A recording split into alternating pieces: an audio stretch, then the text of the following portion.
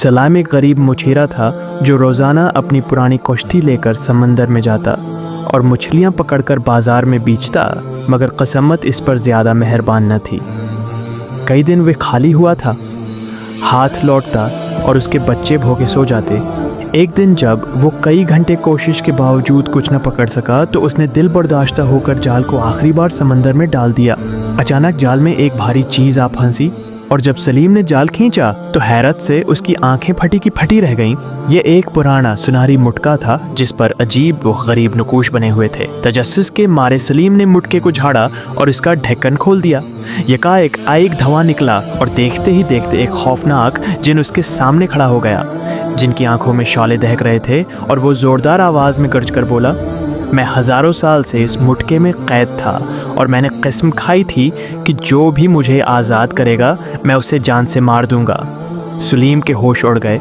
उसने घबराहट में जिनके सामने हाथ जोड़ दिए और बोला, लेकिन मैंने तो नेकी की है, तुम्हें आज़ाद किया है, फिर मुझे क्यों मारना चाहते हो? जिन ज़ोरदार कहक़हा लगाकर बोला, पहले मैंने सोचा था कि मुझे आज़ाद करने वाले को इनाम दूंगा, मगर वक्त के साथ साथ मेरी मायूसी और गुस्सा बढ़ता गया और मैंने फ़ैसला कर लिया कि अब जो भी मुझे निकालेगा मैं उसे ख़त्म कर दूंगा। सलीम का दिमाग तेज़ी से चलने लगा। उसे अपनी जान बचाने के लिए कोई चाल चलनी थी।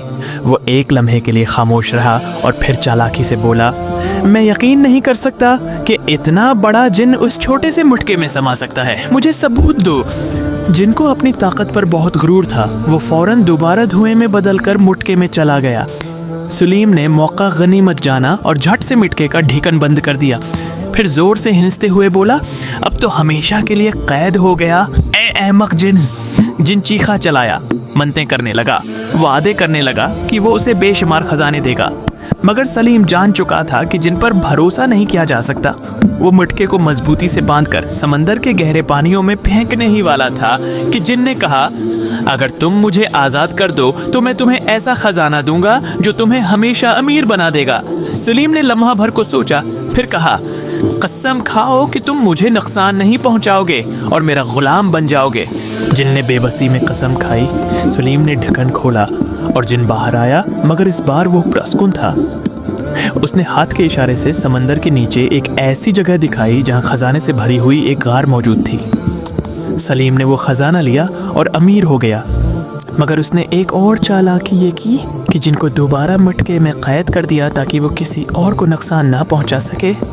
उसके बाद सलीम ने अपनी ज़िंदगी खुशहाली में गुजारी, मगर वो हमेशा समझदार रहा कि ताकतवर मखलूक़ात पर भरोसा नहीं किया जा सकता।